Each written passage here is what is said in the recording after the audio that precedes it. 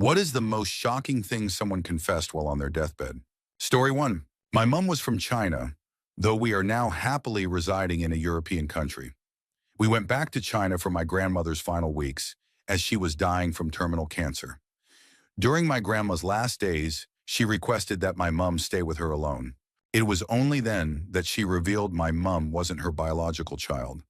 My grandma confessed that she had bought my mom from a child trafficking ring, which was, unfortunately, common in China, because she had tried for many years and still couldn't get pregnant. My mother cried a lot, not only for the unimaginable pain that her biological parents likely went through in losing a child, but also for the fact that my grandparents had gone above and beyond to treat my mom as their little princess. They truly did treat her as their own. They were never abusive and only gave her the very best in life. They even willingly sent my mom to the US for a university education, even though they weren't wealthy by any means. Story 2. My mom told me about the death of her father, my grandfather, and his last words to her. She said he was on his deathbed and it was clear he was nearing the end. He motioned for her to come closer so he could tell her something. She leaned in, expecting some declaration of love or something deeply insightful. Instead, he said, "The good family silverware is hidden in the ventilation system about 15 feet out from the furnace." She looked at him like he was crazy. He added, "What?" "We travel a lot, and that's where I hid it. That stuff's expensive." He passed away the next morning. Story 3. My grandfather was in the hospital in a pretty bad state. He could barely speak, but he made it clear to us that he had something to say. He asked my mother for a piece of paper and a pen, thinking he had something important to leave behind in case he didn't get another chance. My mom brought them to him. There was silence in the room as he scribbled something onto the paper, with my mother and her two siblings waiting in anticipation. My grandfather finished writing, and with a big smile, he turned the paper for us to see. "I've got a girlfriend," it read, as he pointed to Anna, a neighbor and friend of his. The goofball ended up pulling through and lived for several more years. Story 4. I have both a good and a bad story to share. I'll start with the good. It's not exactly a deathbed moment, but as close as it could be. My aunt had cancer. She knew she was going to die, likely within a week. She couldn't eat, and even drinking was difficult. She asked to be heavily sedated, essentially kept asleep for the last few days, saying, "This whole dying thing sucks and I've had more than enough." So, a doctor was called, a plan was made, and it was carried out. The last thing my aunt said before going under for the rest of her life was, "Ah, I see the stars. They're sweet and run carefree. Gather them up." And that's when she went under. She passed away 3 days later. Nobody knows what she meant, but somehow those final words suited her, and my uncle, her husband, got them tattooed on his chest, over his heart. The bad. My other uncle was in a serious car accident. It was severe. In the ambulance on the way to the hospital, he said, "Tell my wife that Wendy is my daughter and I love her." Name changed for privacy. He died a few minutes later from internal bleeding. Wendy was the neighbor's 5-year-old daughter at the time. That caused a huge uproar, to say the least. Story 5. I'm a medical student, and I had a female patient who was new to our practice and was HIV positive. I needed to ask her how she contracted the virus, whether through stool contact or intravenous drug use. She told me it was surely transmitted, and the only reason she got tested was because her partner of 3 years, in his final moments in hospice care, told her, I'm sorry, I wanted to tell you. Forgive me." Heavy stuff. Edit. To be clear, he died of cancer, not AIDS. Some people assumed it was AIDS and that my patient should have already known by then, but that was not the case.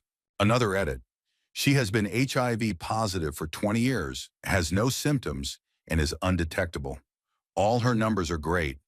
Medicine has come a long way, and HIV is no longer a death sentence for most patients. Story 6. Well, it was meant to be a deathbed confession, but she pulled through. My girlfriend's mom told her the name of her birth father after saying for years that she didn't know. She had previously claimed she had been with too many people at the time and couldn't remember. It was Orange County in the 80s, and apparently my future mother-in-law partied with most of the wrong crowd in Southern California. But she did in fact know who my girlfriend's dad was, and finally told her after more than 30 years. It turns out he now lived less than 3 blocks away in our small town in the Mojave Desert. His kids look exactly like my girlfriend did at their age. We never made contact, as his criminal record is extensive, and, by all accounts, he's not a good person. Story 7. My dad had an impacted bowel and was heavily medicated. Before he went in for exploratory surgery, he tried to write me a letter expressing his feelings. He could barely talk before the surgery. He kissed me with tears in his eyes, knowing this might be the end. The paper was folded and labeled on the front, "Only open if I die." While he was in surgery, I opened it, even though I knew I probably shouldn't. It was a few paragraphs of unreadable scribbles. I couldn't make out any of it. He made it through the surgery, but unfortunately developed C. diff, likely due to poor hygiene standards at the hospital, and was transferred to hospice care. I know it might not sound that bad, but if he had died, I would have never known what the note said, and it would have haunted me forever. Later, he told me, "It probably said how much I loved you and wish I did more for you," or something like that. You know, Dad's stuff. He's the best. Story 8. I'm using a throwaway for this one. My grandpa's whole career was in the military. He joined just after World War II, as he had just turned 18 when World War II ended. He and his 6 brothers all enlisted at the same time. Their first experience in combat was in Korea. My grandpa was a paratrooper, and one of his brothers was a field medic. For some reason, the 6 of them weren't placed in the same squads. He said that during a really intense firefight, his squad crossed paths with his brother's squad. His brother was trying to help an injured squad member when he was shot 3 times, twice in the back and once in the chest. My grandpa ran to drag him out of harm's way and pulled him behind cover. He held his brother in his arms and comforted him as he died. They both knew he wouldn't survive. His brother passed a few minutes later, and something in my grandpa's mind just snapped. He said for the rest of the war, he used the enemy as an outlet for the rage over his brother's death. He went from being a terrified, inexperienced soldier to a relentless fighter. He said he felt no fear after that, only hatred. He fought with incredible intensity and aggression. He didn't specify how many people he killed. All he said was, "The day my brother died was the day I became a killer." He never gave a number because, as he put it, "If I told you, you'd see me differently." I wasn't a man anymore. I was a cold-hearted force that wanted them to suffer. He admitted that when the opportunity came and no fellow soldiers were around, he would try to inflict as much pain as possible on injured enemies. He described beating them, kicking them, injuring their limbs, and even more disturbing acts. He didn't want anyone to witness it. He knew it was wrong and dishonorable, but the rage overpowered everything. My grandpa received a Purple Heart and multiple military honors after the war. He said if anyone had known what he truly did, those awards would have been taken back. He said Korea was the only time in his life he didn't feel human. He felt like something evil, and he admitted he liked it. This shocked us because he had always been the kindest, most gentle man I'd ever known. He never swore, never got angry, and was incredibly loving. His marriage was strong, and he gave my dad and aunt a very loving childhood. You would never guess he once took joy in combat. He died with many secrets. He only revealed the truth about his actions because he wanted to die with a clearer conscience. He had never even told my grandma what really happened during the war. I believe he struggled with serious trauma. He called it a bloodlust he had never felt before. Watching enemies in pain made him feel euphoric. I don't think he was a bad man. I think war and loss pushed him beyond his limits. He entered the war to serve his country, but ended up fighting for revenge.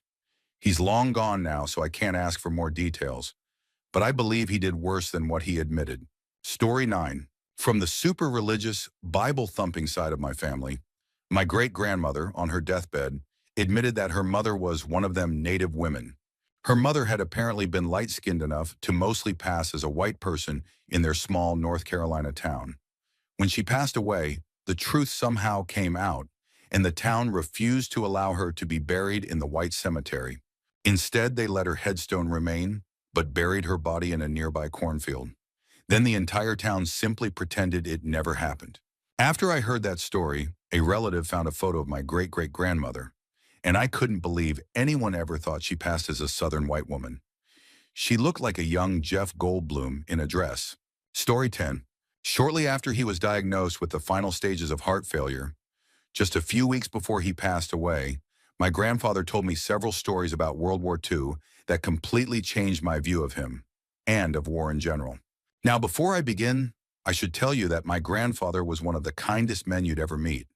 Always friendly, never drank, the kind of man who'd give the shirt off his back to someone in need and handed out the biggest candy bars in town on Halloween. Everyone loved him. Shortly after D-Day, my grandfather was part of a 12-man rifle squad fighting in northern France.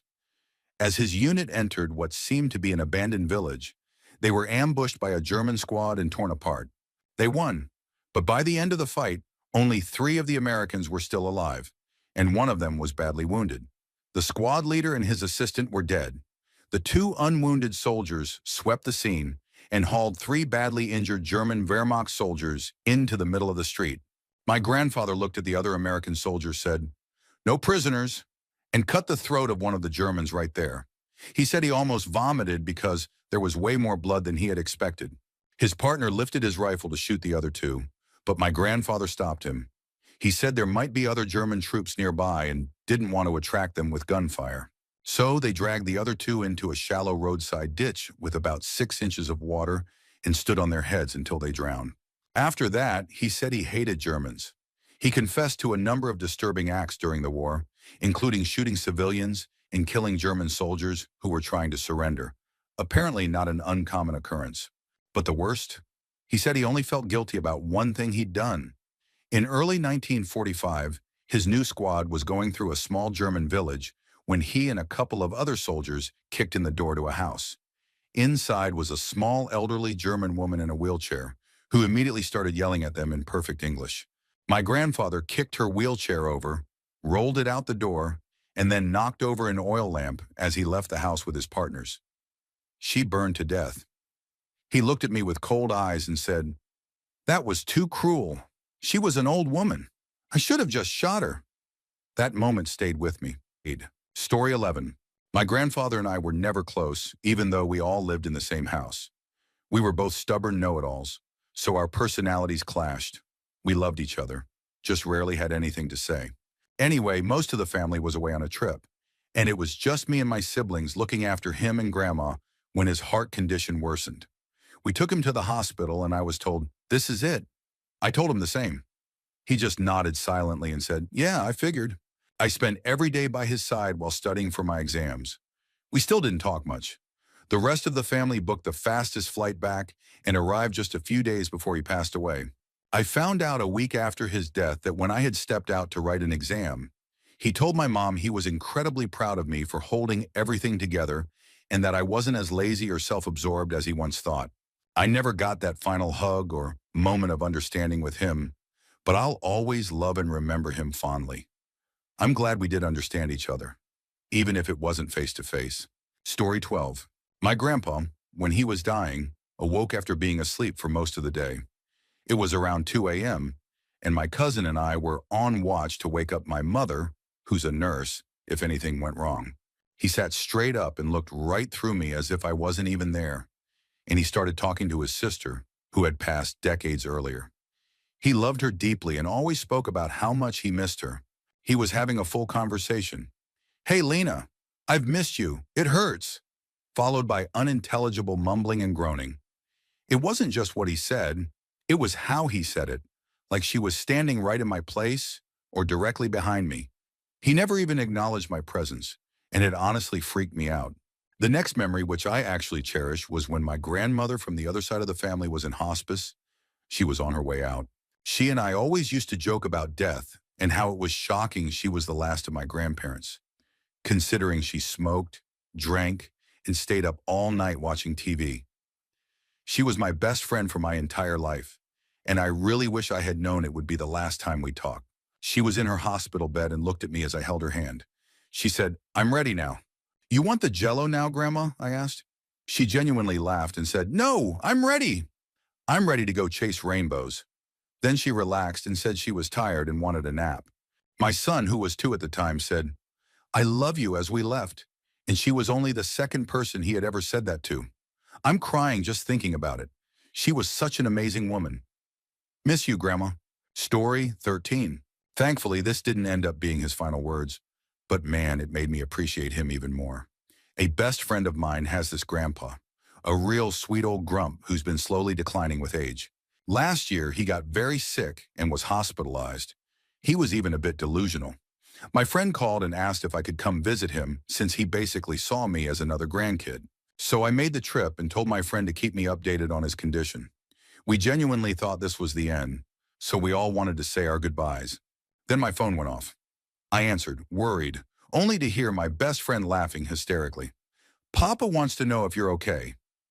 Uh, yeah?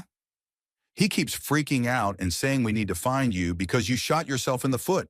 At that point, I was laughing hard too. I'm in the Army Reserves, and even in his confused state, this sweet old grump was worried about the silly adopted grandkid. Even when we thought he was on death's door, he was still thinking about me. He's doing okay now. Story 14. This isn't exactly a deathbed moment, but it happened after a terminal diagnosis. A woman started messaging me on Facebook. I responded lightheartedly, thinking she had the wrong person. She seemed kind and well-intentioned. Until she started talking about how beautiful I was as a baby and how she knew my parents. I questioned this as it felt suspicious. I was sure she wanted something. Even the details she knew about my family felt off.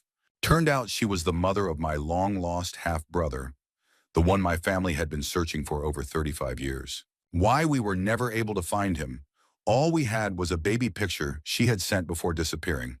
We only knew his nickname, which was a shortened version of his middle name. His last name was that of a man she married when my brother was still a baby. And nobody knew anything about any of this because she just dis-a-freaking paired. You know, back in the 80s, when you could easily do that. She had told him her ex-husband was his biological father. His stepfather and supposed real dad never knew the truth either. My dad, his actual biological father, has since been able to meet him. They did a paternity test and it confirmed it. He's my brother. This woman, may she rest in torment, caused her own son a lifetime of psychological trauma. For what? To unburden herself? Story 15. I'm a bit late for this. Better now than never.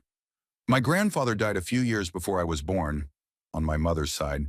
He did a lot in life, had starter stock in Coleman, and invested in the original plastic milk cartons. He was wild and adventurous, but also a heavy alcoholic and smoker. Every Saturday morning, he would go to a small donut shop in Massachusetts. I can't remember where exactly. I'll have to ask later. Smoke an entire pack of cigarettes and eat a dozen donuts. The man weighed 180 pounds. I still don't know how he managed that. On this particular morning, he wasn't feeling like himself, and even told my grandmother that this might be his last day alive. After taking a sip of coffee at the shop, he looked at the clerk and said, "Well, this really sucks," and his head went straight into the cup of coffee. He died of a pulmonary embolism on the spot. Story 16. I found out I had an uncle I never knew about. His mother confessed on her deathbed that he was actually the result of a relationship between her and my grandfather, who were first cousins. The man he believed to be his father his entire life never knew. His parents had gotten married before she started showing. This new uncle later called my grandma, but unfortunately he missed meeting his biological father, my grandpa, by about 3 months. He had recently passed away. My grandpa was a drifter during the Great Depression and had stayed with his cousins for a few weeks while hopping trains. That's apparently when it happened. This was all before he married my grandma. Anyway, my mom and her siblings were excited to meet him, but he said he wanted to tell his own family first. Then he stopped returning calls. We've left him alone since. We're not sure if he ever told his family. Story 17. When my grandma, on my mom's side, passed away, she had spent at least 3 weeks in a semi-conscious state, or more like a dreamlike state, before finally dying. During those weeks, she would constantly tell my mother that a boat was waiting for her. Her house was on a lake, and her deathbed was in a room that overlooked it. She kept asking if it was all right for her to get on the boat. This went on for days, along with my grandmother having full conversations with relatives who had died years before I was even born. One day, my grandma asked again if it would be okay for her to leave on the boat. This time, my mother finally replied, "It's all right if you want to." My grandma passed away a couple of hours later. Here's an eerie little detail. My grandmother's watch, which was in another room at the time, stopped at the exact time of her death. Apparently, strange things tend to happen around the time of death in our family. When an uncle, whom I never met, passed away, a car of his that hadn't worked in years suddenly started. And when my grandma on my dad's side died, the doorbell at my parents' gate rang, but no one was standing there. You can see the gate from the kitchen, so there's no way someone could have run off unseen. Creepy stuff. Story 18. I'm just taking this as a therapeutic opportunity. Feel free to ignore. My paternal grandmother was an incredible woman. She lived through so much and even suffered the murder of her son. She finally got the strength to divorce my awful grandfather 3 years after the murder, but sadly didn't get to enjoy the freedom. She had a car accident due to a hypoglycemic episode tied to her type 1 diabetes, and her health declined rapidly from there. In 2006, things got worse quickly, and she ended up in the hospital for the final time.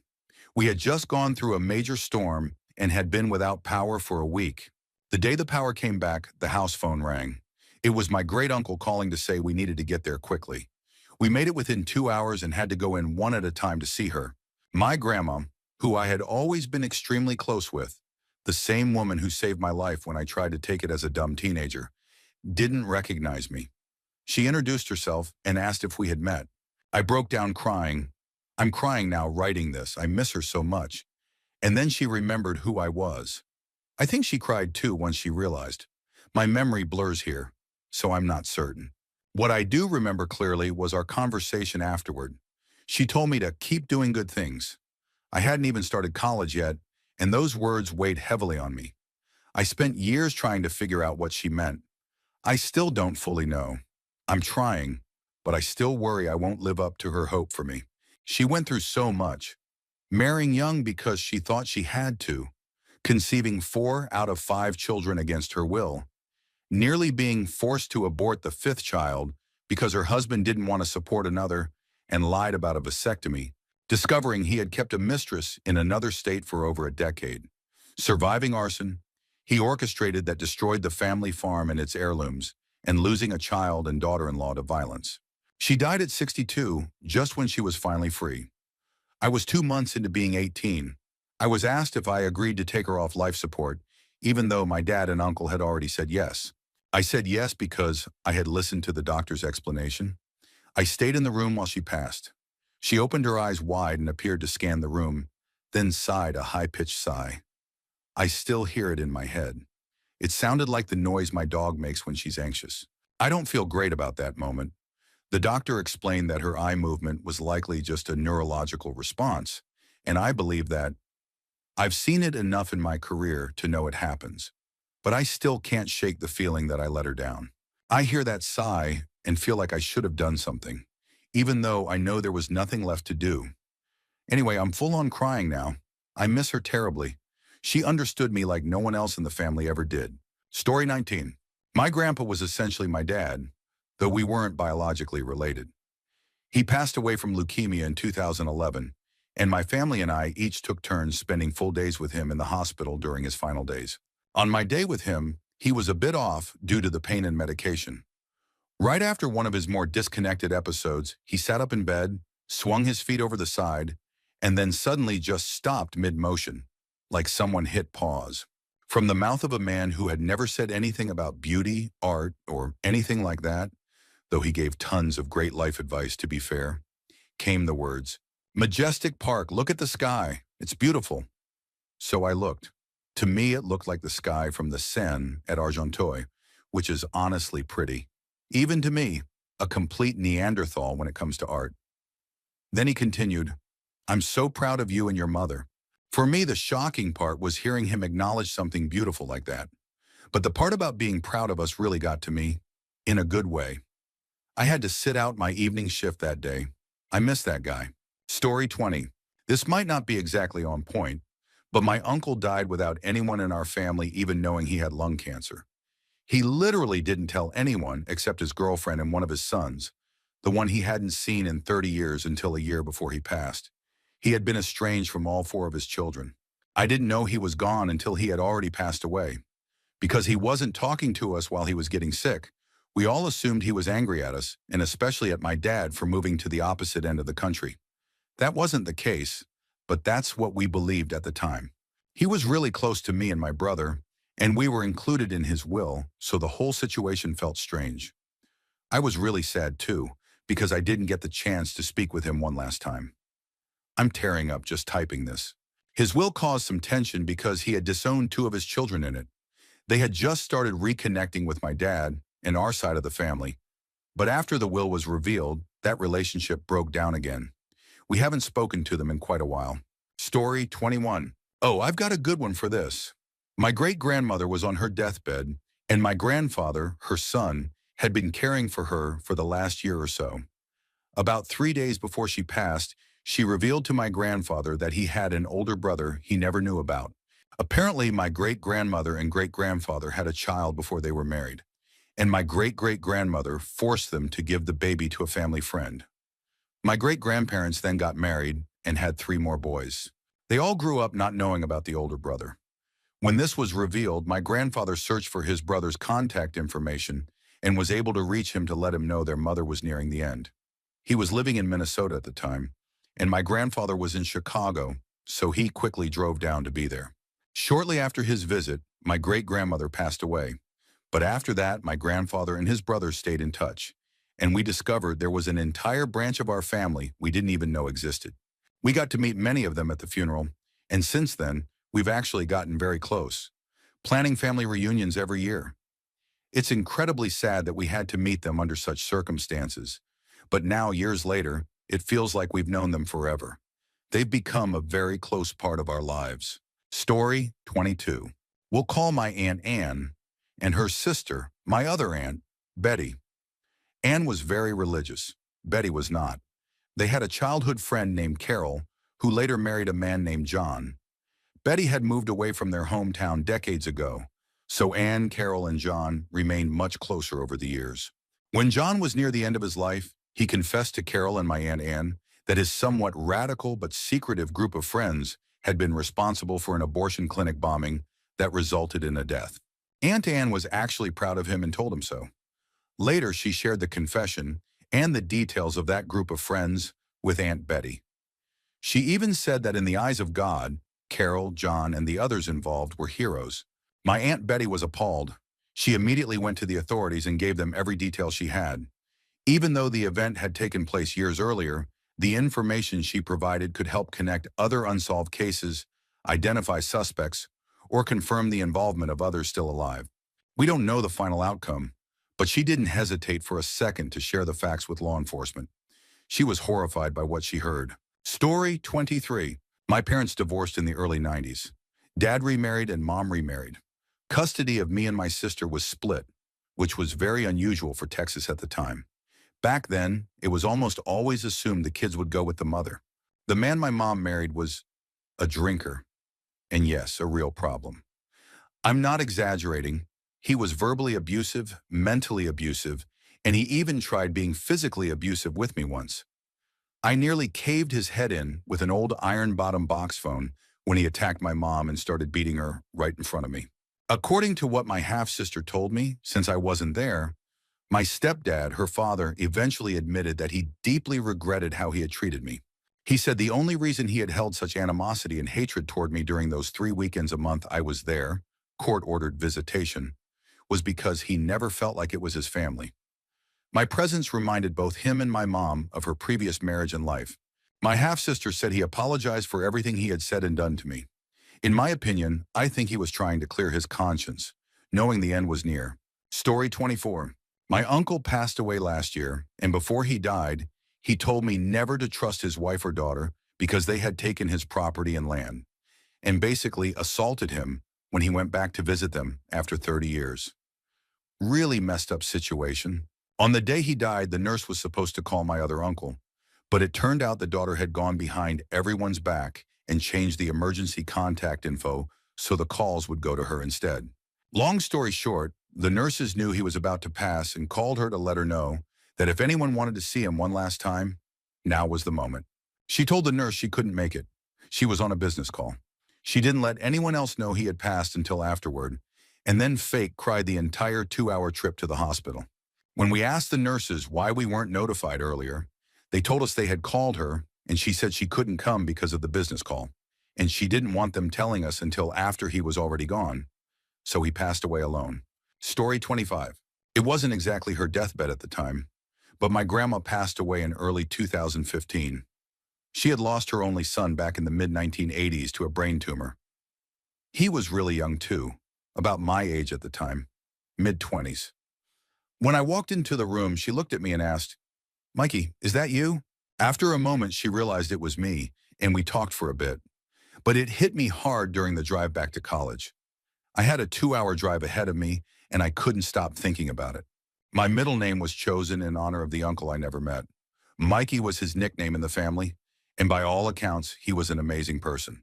When my grandma passed later that same week, she sat straight up in bed, surprising everyone, looked into the corner of the room with what my mom described as a look of complete surprise and said, "Mom?" She passed away just a few hours later. The day she died happened to be her mother's birthday. Story 26. In the days leading up to my grandfather's passing, he spent most of his time talking to my mom about taking care of my grandmother. She was frail and had relied on him for over 70 years. They had been in love for so long, but the pain from his cancer became unbearable. The last thing he said to us, over the phone, was to take care of her. He was barely coherent, not fully present, but despite that, he emphasized over and over that we needed to take care of her and that he was sorry. Sorry for what? We weren't exactly sure. But then, the next day, we received a phone call saying that he had taken his own life shortly after that phone conversation. It still hurts to think about, and I'll never forget the screaming that came from all of us that day, especially from my mom, who had a complicated, often strained relationship with him. He had apologized to her for how he'd treated her in the past. He had been borderline abusive and harsh throughout her life. But in that final phone call, he told her he trusted her more than anyone to take care of my grandmother. Story 27. I'd grown up thinking that my mother's parents, let's call him H.A. and her M.A., had 13 grandchildren.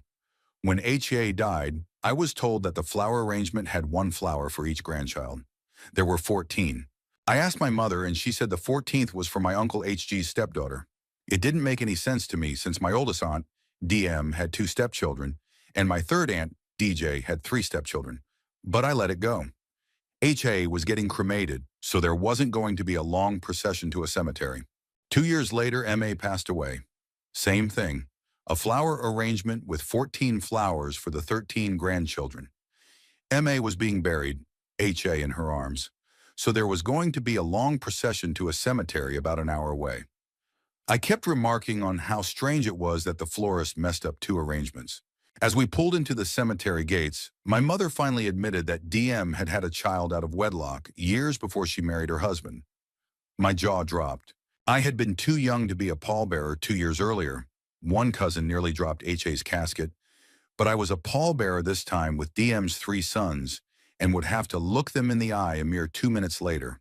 It was definitely awkward. Anyway, DM was on her deathbed 4.5 years after MA. Don't throw up every meal you eat, folks. Only then did she admit to the 4 kids she and her husband had that they had an older half-brother. The 4 were 31, 30, 27, and 26 at the time. Pretty shocking to me. Story 28. Sorry this is so long. Get out your tissues. My mom was the best person in the world. Never angry, never said a bad word about anyone. Humble, sweet, and kind. She had stage 4 lung cancer. When she knew her time was near, she kept it from us. Then one day she suddenly stopped breathing and was rushed to the hospital. As soon as the doctor saw me, he said, "Get all the family together now. She's not going to make it, but we can keep her on CPAP for a couple of days so she can be with the family." We knew it was coming, but it was still incredibly hard. She had been married to my dad for 49 years, having married at just 13. Over time, he had become very mean and bitter toward her. She asked to see him a few times. We couldn't bring ourselves to tell him it was her last days. Not sure if that was wise, but it felt like the best choice in our situation. Eventually, I brought him to the hospital. She couldn't eat or drink at this point. My dad, always addicted to some kind of pill, saw her suffering and tried to take the CPAP off so he could put a pill in her mouth. In 49 years, I had never stood up to him, old school respect and all. But that one time I said, "Daddy, please, she can't eat or drink. That'll make her choke." I can't remember everything I said, but I argued with him. He got mad, said, "I'm leaving," and stormed out. I told Mom I was sorry and went out to find him. He kept insisting that he knew what she needed. He refused to go back in, so I called my brother to come get him. I was too upset to drive. The whole thing was heartbreaking. She seemed fine, awake, alert, smiling, talking to everyone. We felt like we were ending her life by removing the machine. It made no sense. She didn't look like someone dying. If she had been still and unresponsive, we might have understood. We talked to doctors constantly about this. 6 days before all this, my younger brother, who lived with them and helped care for them, was arrested right in front of them and taken to prison. Mama never mentioned it, not once. We knew she didn't want to upset us. We didn't bring it up either. She did ask for my dad a few more times. My older brother eventually told her we just couldn't do it. It still hurts that we didn't, but if we had, it might have been even worse. At that point, she didn't know she was dying, or maybe she did and didn't want to say. We agonized over whether to tell her. On her third day there, we finally told her, because our aunt said, "What if there's something she wants to say to y'all?" Her death was planned, I guess you could say. The doctor scheduled a time to remove the CPAP and administer morphine. She held on for hours, awake, with eyes open, just wanting to see my dad. We stayed out of the room for a while, hoping she would fall asleep. Then she called us all in. We stood in a circle around her bed. She looked at each one of us, calling us by her nickname for each of us. Then she asked, "Are y'all going to be okay?" We cried and laughed at the same time and told her, "Yeah, we will." After that, she wanted to talk to each of us one by one. I was first, being the oldest.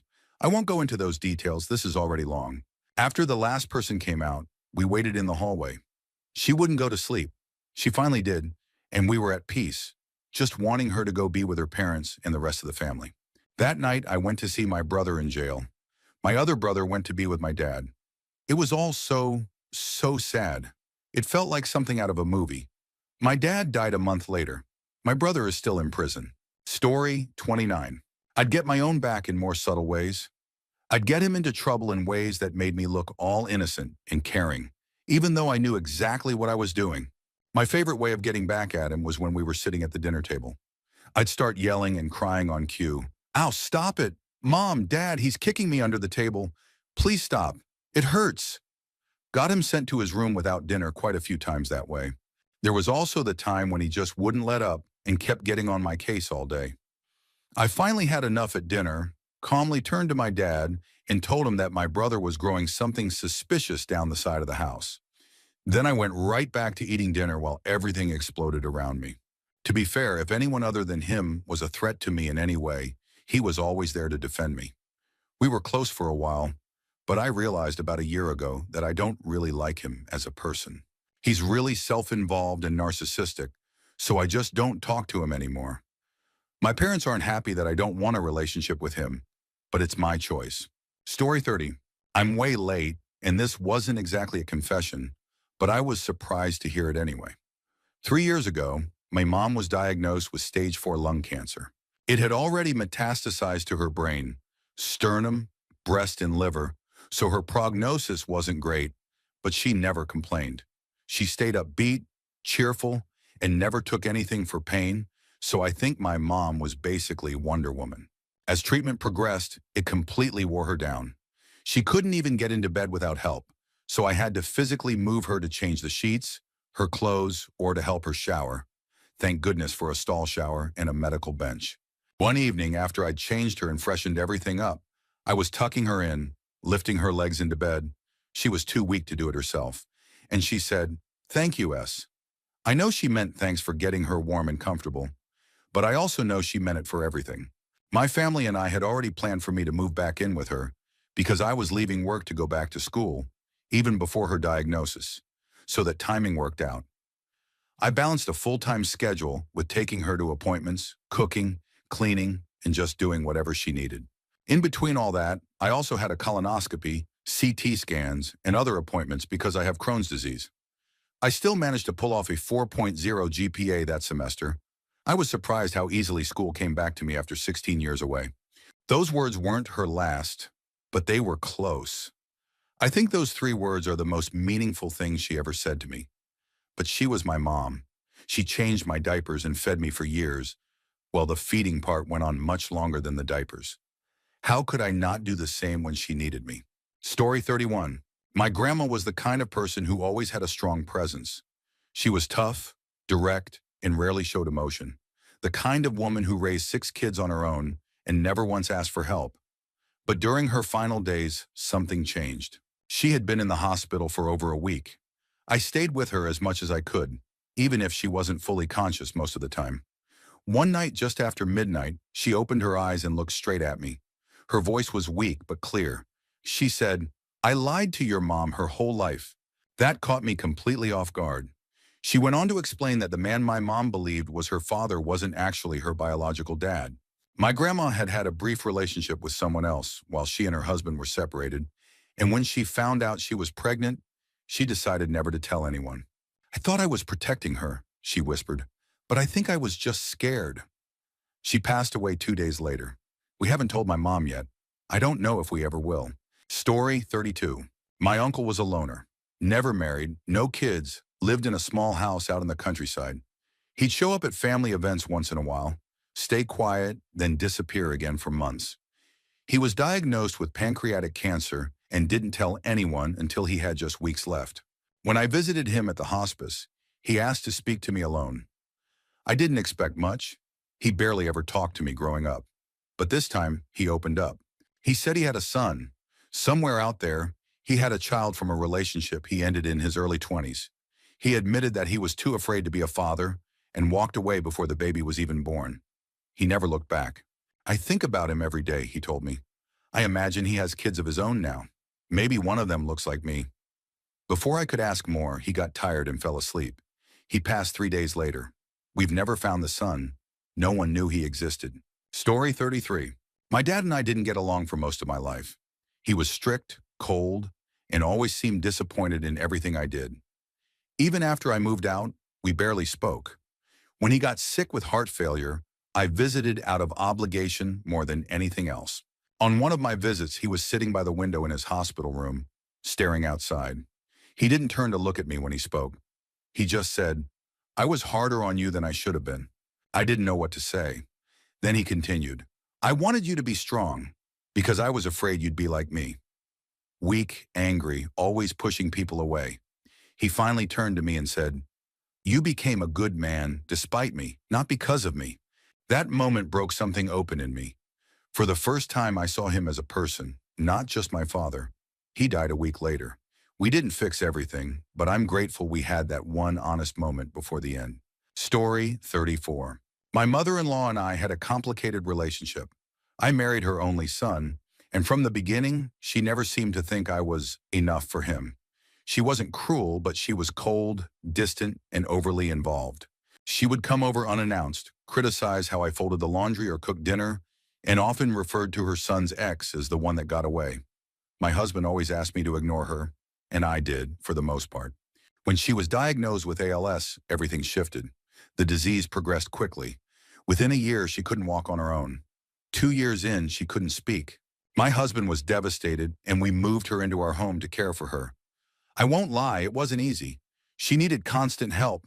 We had to feed her, bathe her, reposition her in bed, and manage her medications around the clock. There were days I resented the responsibility. My husband was working full-time, so most of the day-to-day care fell on me. But I did it, not because we were close, but because it was the right thing to do. And I kept hoping, deep down, that maybe taking care of her would bridge the distance between us. About 6 months before she passed, she started using an eye-tracking device to communicate. She would type slowly, one letter at a time, and I could read the screen aloud to help her feel heard. One afternoon when my husband was at work and the house was quiet, she typed, "I used to hate you." I froze. I didn't know what to say. Before I could respond, she kept typing, "I thought you were taking him from me." Then after a pause, "You didn't. You gave him back to me." I see how he smiles now. He didn't smile like that before. She typed out an apology. It took her almost 15 minutes to complete the whole message, but I read every word. She said she was sorry for the years of distance, for the judgment, for making me feel unwelcome in the family. She admitted she had never seen what was right in front of her, that I made her son happy, and that I had taken care of her when no one else would have. I couldn't hold back tears. I sat next to her and just held her hand for a long time. We didn't need to say anything else. A few days before she passed, she typed a final message to me. It said, "Please don't let him fall apart. Keep him whole. He'll listen to you." She died in our home, with my husband holding one hand and me holding the other. We had soft music playing and a candle burning on the nightstand. It was peaceful, quiet, and heartbreakingly beautiful. After the funeral, we found a box in her closet labeled with my name. Inside were old family photos, her wedding ring, and a letter. In the letter, she wrote about how proud she was that her son had chosen someone strong, someone patient, someone better than she had been. I still keep that letter in my nightstand. We didn't start with love, but somehow in the end, she gave me the one thing I never expected, her blessing. Story 35. My dad was always a quiet man. Not cold, just private. He was the kind of father who showed love by checking the oil in your car or fixing the leaky faucet without saying a word. He worked as a mechanic his whole life and came home smelling like oil and metal with his hands permanently stained. I always thought I understood him, that he was just a man of few words who'd rather build than talk. But I was wrong. Or at least, I only ever knew part of the story. When he got diagnosed with congestive heart failure, he didn't tell anyone right away. We only found out after he collapsed in the garage and was rushed to the hospital. He recovered from that incident, but the doctors made it clear he didn't have much time. During his last few weeks, he stayed in our guest room because he didn't want to die in a hospital.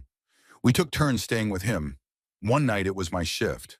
I was sitting quietly reading when I heard him say my name. I went over thinking he needed water or help adjusting his pillow. Instead, he asked me to bring him the old wooden box from the basement. I knew the one. He kept it locked and told us it was just old junk. I brought it to him and helped him open it. Inside were dozens of old letters, yellowed and fragile. He handed one to me. It was addressed to a woman named Elise. I didn't recognize the name. "She was the one before your mom," he said quietly. "The one I let go." He went on to tell me that he had been engaged before meeting my mother. Elise was the love of his youth. They'd planned to get married, build a life together. But her parents didn't approve of him. He wasn't educated enough, didn't come from the right kind of family. Eventually, she gave in to the pressure and broke it off. A year later, he met my mom. He said he grew to love her, and they had a good life. But part of his heart always belonged to Elise. They had written to each other for years after breaking up, until one day, the letters stopped. He found out later she had passed away in an accident. "I never told your mother," he said, "and I never told you kids. But I don't want to take that part of me to the grave without sharing it." I sat with him that night reading a few of the letters. They were beautiful, filled with longing and hope. I saw a version of my father I'd never met, a poetic, emotional young man full of dreams and heartbreak. He passed away 3 days later. At the funeral, I slipped one of the letters into his pocket before the casket was closed. It didn't feel like betrayal. It felt like peace. Story 36. My older sister and I never really got along growing up. We weren't enemies, but we just missed each other. Different personalities, different friends, different paths. She was loud, confident, popular.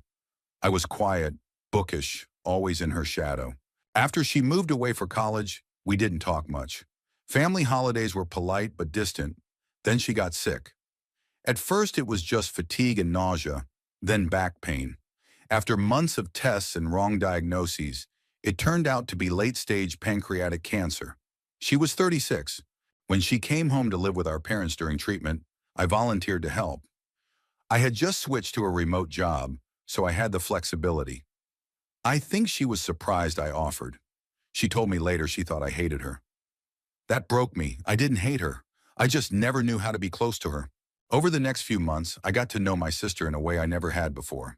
She told me stories from her teenage years, about things she'd hidden from our parents, crushes she never talked about, regrets she held close. We laughed a lot more than I expected. We cried too. One night, she asked me to climb into bed with her because she was scared to be alone. I did. She was so thin by then, bones and whispers. She looked at me and said, "I wish we had more time as sisters. I spent so long being jealous of you."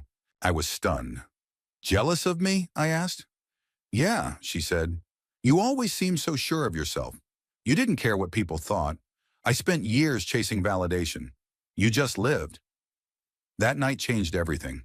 The last week of her life, she could barely speak, but she'd hold my hand and squeeze it 3 times. We used to joke it meant, "You're annoying," but I knew it really meant, "I love you." When she passed, I wasn't angry or bitter. I was grateful for the time we had, for the version of her I finally got to meet, for the sister I found in the final months of her life. Now I visit her grave sometimes, and I still squeeze her name on the headstone 3 times, just to let her know I remember. Story 37. When my grandmother was on her deathbed, she asked to speak to me alone. That surprised everyone, especially since I was the youngest adult in the family. I assumed it was going to be a goodbye or maybe something sweet. Instead, she changed everything I thought I knew about my family. She looked me straight in the eyes and said, "I need you to know something, and you can decide what to do with it." Then she told me that my uncle, my mom's older brother, the one who had moved away when I was little and had barely visited, wasn't actually her son. She said he was the child of her husband's affair. Her husband had cheated on her with a neighbor when they were still newlyweds. The woman had gotten pregnant and wanted to leave town in shame, but my grandmother stepped in and offered to raise the child herself, just to keep the family intact. "I didn't do it out of kindness," she said. "I did it because I didn't want anyone to know he had betrayed me." She said the entire family thought she had given birth at home, which was common back then, and she went along with it. Even her own sisters never knew the truth. She raised that child like he was her own, but she confessed that she never fully bonded with him emotionally and that she always felt a quiet resentment, not toward the boy, but toward her husband. Before she passed, she begged me not to judge her too harshly and to do what I thought was right with the truth. So far, I haven't told anyone, but it changed how I look at my family forever. Story 38. My dad was the most straightforward, no-nonsense person I've ever known. He worked hard his entire life, never missed a day, and was the kind of guy who believed in right and wrong, no gray areas. So when he called me to his hospital room a few days before he passed, I thought it would be the usual. Life advice, maybe some financial instructions. What he said instead left me speechless. He told me that in the 1980s, during a time when he was struggling financially and emotionally, he had an affair. Not just any affair, he had fathered a child. He knew the woman had the baby, but he had signed away any rights and walked away completely. He never told my mother, and no one else in the family knew. "I've thought about that child every day for over 30 years, he said, but I couldn't face what I'd done. I was a coward." Then he handed me a sealed envelope and said, "Everything is in here. I didn't want to die without giving you a chance to know your sibling, if they're still out there." I sat in the car for 40 minutes after he died, holding that envelope and wondering whether opening it would break our family, or maybe eventually help it heal. I still haven't decided what to do. Story 39. My Aunt Laura was always the life of every party. She was glamorous, dramatic, and had this larger-than-life energy that pulled everyone in. She never had children of her own, but she loved being the cool aunt. I always admired her growing up. When she got sick, the decline was rapid. Cancer moved through her so fast that by the time she accepted visitors, we all knew we didn't have much time left with her. I went to see her one afternoon, just wanting to say goodbye, but she had something on her mind. She grabbed my hand and said, "I need to tell someone before I go, and you're the only one I trust with this." Then she told me that years ago, when she was in her early 20s, she had given birth to a baby girl. No one knew, not even her parents. She had been living out of state at the time, attending college, and she said the father was a married professor. She went to a private maternity home, gave birth, and placed the baby for adoption. Then she came home and never told a soul. I followed her life through the adoption agency updates. "I even have picture," she said, pointing to a locked drawer in her nightstand.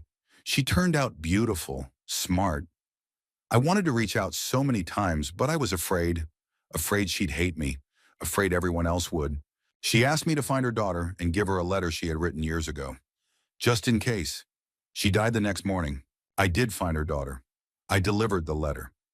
I don't know what happened between them afterward, but I know that woman cried when she read it. And I know my aunt finally got to say the one thing she'd held in for decades. I loved you. I never stopped." Story 40. When my grandfather was hospitalized for the last time, the doctors said he had only a few days left. We were all taking turns staying with him. I was never particularly close to him. He was strict, distant, and a bit intimidating. But I loved him. in the quiet, complicated way you sometimes love difficult family members. The night I stayed with him alone, I expected silence, maybe a few murmurs in his sleep.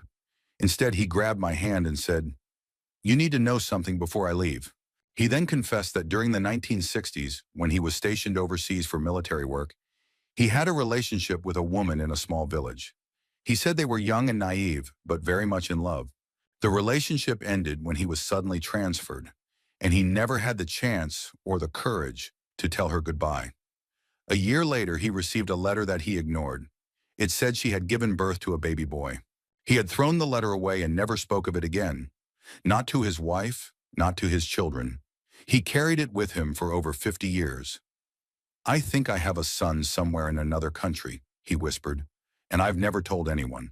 Then he cried. It was the first and only time I ever saw him cry. He passed away 2 days later. To this day, I don't know if I should tell the rest of the family, but I did start looking. I feel like I owe it to him, or maybe to the man out there who never knew who his father was. Story 41. My mom passed away after a long battle with ovarian cancer. She was the strongest person I've ever known, always smiling, always protecting everyone else's emotions before her own. But on her final night, she pulled me close and whispered something that shattered me. "I had another baby before you." I was stunned. She told me that when she was 17, she got pregnant by her high school boyfriend. Her parents sent her to a private home for unwed girls, and she gave birth to a little boy. He was immediately placed for adoption, and she never saw him again. She never told my father, never told her siblings. I was the only one who ever heard this part of her life. "I think about him every year on his birthday," she said. "I always imagined he had a good life." I tried to believe that, but I never stopped wondering. She had written him letters over the years, ones she never mailed, and asked me if I could try to find him and give them to him. I said I would. After she passed, I found the letters in a box under her bed. There were 28 of them, one for every birthday he'd had up to that point. Each one started with "Dear Michael," which I assume was the name she gave him in her heart. I haven't found him yet, but I will, I promised her. Story 42. My great-uncle Henry was one of those men who lived a quiet, simple life. No wife, no kids, just an old pickup truck and a farm he worked alone. He always came to family holidays, always brought a pie, and always left early. He was friendly but private. We all thought we knew everything about him. Then during his final days, my father and I went to visit him at the small rural hospital near his town. He was already on morphine, slipping in and out, but when he saw me, he grabbed my arm and said something that made my blood run cold. "I saw someone die, and I didn't stop it." I asked what he meant, and he started telling a story from the 1970s. He said he had been in the woods hunting when he saw a man and a woman arguing near a riverbank. He stayed hidden because he thought it was a domestic dispute and didn't want to get involved. But then he saw the man shove the woman. She fell, hit her head on the rocks, and stopped moving. He panicked. Instead of helping or calling someone, he ran. The next day, the woman was found dead, and it made the local papers. No suspect was ever arrested. He told me he had lived with that guilt for over 40 years, that he didn't know if she could have been saved, that he thought maybe the man had meant to hurt her, or maybe it was just a horrible accident, but that either way, he had done nothing. "I see her face every time I close my eyes," he said, tears streaming down his cheeks. He asked me not to tell anyone, said he just wanted someone to know before he went. So far, I haven't said a word until now. Story 43. My grandmother was always seen as the backbone of the family. She raised 5 children, worked 2 jobs, and somehow still had a warm meal on the table every single night. She was religious, strict, and never missed a Sunday at church. Everyone saw her as a pillar of moral strength. When she was on her deathbed at 89, she had already outlived her husband by over 20 years. Her mind was still sharp, and during her final week, she asked to speak to each of her children and grandchildren alone. When it was my turn, I expected her to give me life advice or a blessing. Instead, she said something that completely shook me. "I had an affair. Twice. I didn't know what to say," she continued. "It was during the 70s. Your grandfather and I were going through a hard time. He was drinking, and I felt invisible. I met a man at work. He listened. He made me feel seen. It only lasted a few months, and years later, it happened again with someone else. I ended it both times.